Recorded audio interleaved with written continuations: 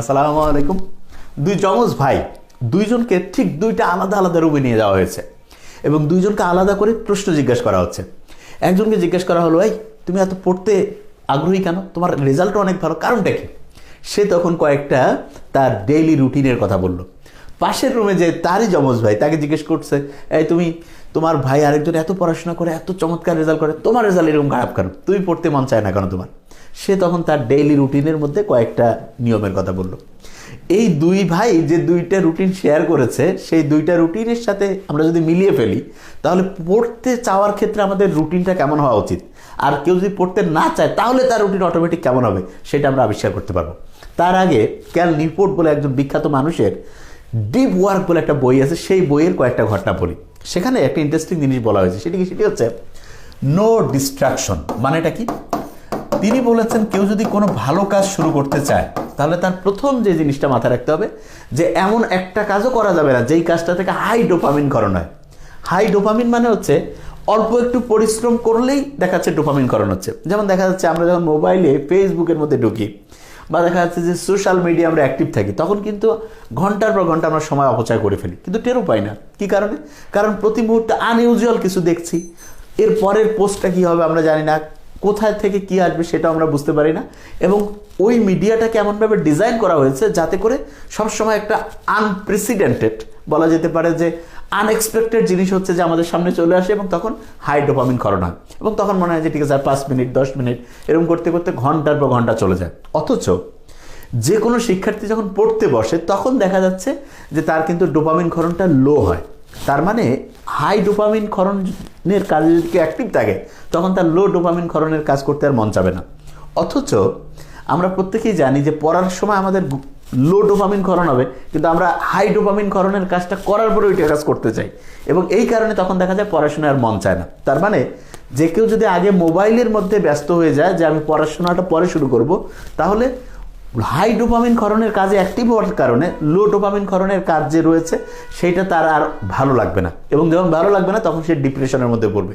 এই জন্য সবসময় গোপাল ভাঁড়ের একটা ঘটনার কথা আমরা মনে রাখতে পারি।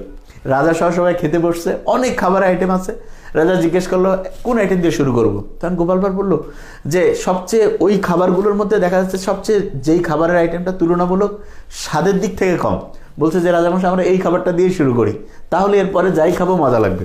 তার মানে এমন খাবার দিয়ে শুরু করলাম যেই খাবার খেলে ডোপামিন ক্ষরণ কম হবে, এরপরে যেই খাবারই খাবো ডোপামিন ক্ষরণ বেশি হবে, এবং দেখা যাবে যে খাওয়াটা অনেক সুস্বাদু লাগবে। ঠিক তেমনি করে নো ডিস্ট্রাকশন, তার মানে হচ্ছে ডিস্ট্রাক্টেড প্রথমেই হওয়া যাবে না, বরং দিনের শুরুটা এমন কাজ দিয়ে আমরা করব যেই কাজটা আমাদের কি করবে, ডোপামিন ক্ষরণটাকে একটা নির্দিষ্ট লেভেলে থাকবে। যেমন আমরা যদি দিনের কাজটা শুরু করি যে হচ্ছে দেখা যাচ্ছে ধর্মীয় যে প্রার্থনাগুলো আছে, এগুলো তো ডোপামিন ক্ষরণ হয়, তবে স্বাভাবিক মানে, এবং এই কাজগুলো করার পরে যদি একটু এক্সারসাইজ করি, সেখানে ডোপামিন ক্ষরণ হবে, এন্ডোরফিন ক্ষরণ হবে, কিন্তু এটা স্বাভাবিক মানে।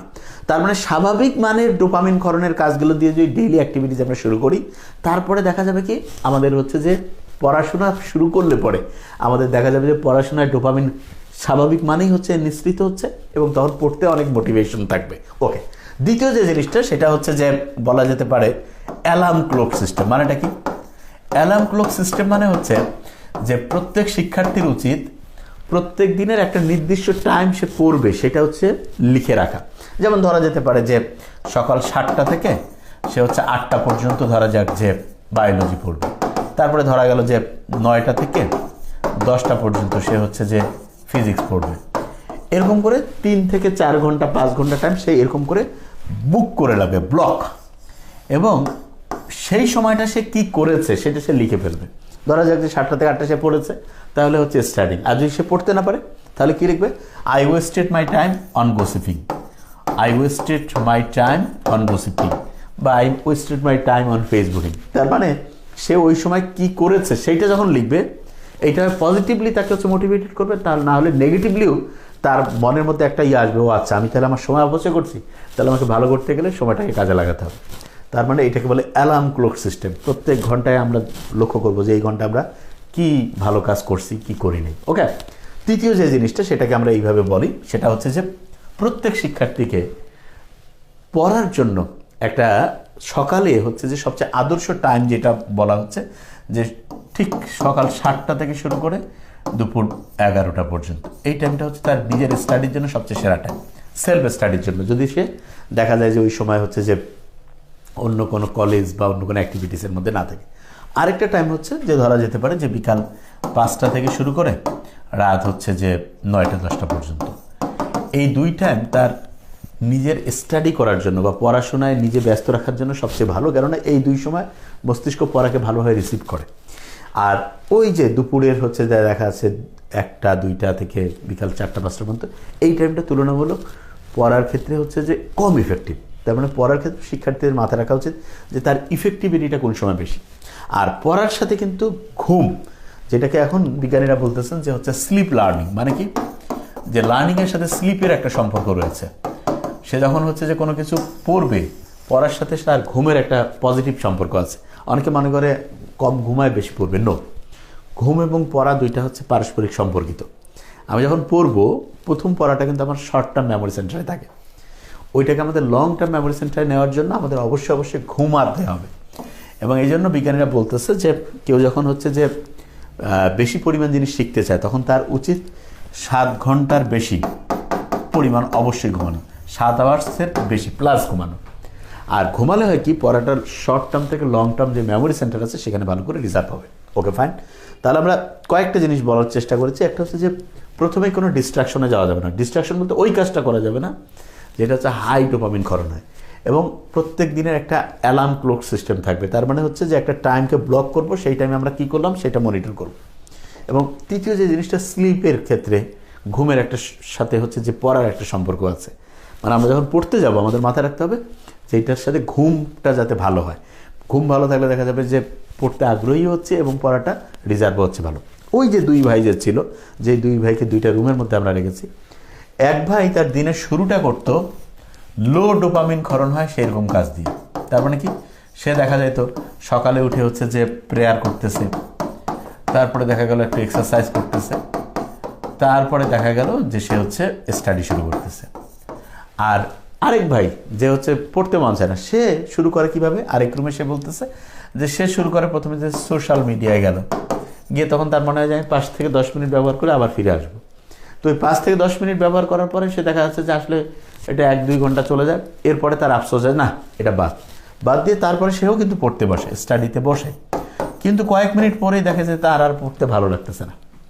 তখন সে চিন্তা করে যে ঠিক আছে আর একটু হচ্ছে সোশ্যাল মিডিয়ায় ঘুরে আসি। আর একটু ঘুরতে গেল, হ্যাঁ ওইখানে আবার মনটা ভালো লাগতেছে। তখন সে মনে করছে আচ্ছা ঠিক আছে আজকের দিনটা যাক, কালকে রাতে আজকেরটা গেল, কালকে সকাল থেকে সুন্দর করে শুরু করব। কালকে সকালে তার মনে হয় যে আবার একটু আমরা সোশ্যাল মিডিয়া দিয়ে একটু আগে 5-10 মিনিট ঘুরে আসি, তারপরে পড়বো। এই 5-10 মিনিটটা টাইম দেখা গেল ঘন্টা পার হয়ে গেছে। কিছুক্ষণ পরে সে পড়তে বসছে, আবার তার পড়তে ভালো লাগছে না। তার মানে বুঝতেই পারছি যে এইটা হচ্ছে একটা চেইন রিয়াকশনের মতো। কেউ যদি শুরু করে প্রেয়ার এক্সারসাইজ দিয়ে, তারপরে তার পড়তে ভালো লাগবে। আর কেউ যদি দেখা যাচ্ছে আগেই সোশ্যাল মিডিয়ায় গিয়েছে, তারপরে হচ্ছে যে পড়তে যায়, তাহলে পড়াটা তার ডিপ্রেশনের মধ্যে চলে আসবে। কী কারণে? কারণ এই সময় লো ডোপামিন ক্ষরণ হচ্ছে।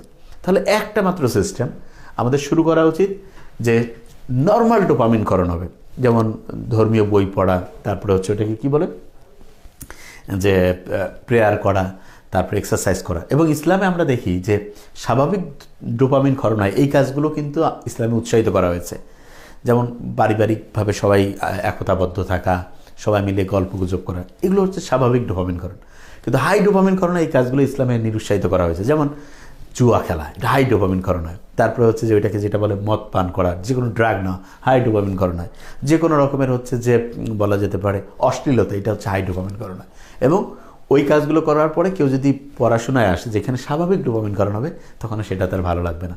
তাহলে আমরা বুঝতে পারছি যে আমাদের কাজের প্যাটার্নের মধ্যে একটু চেঞ্জ আনতে হবে।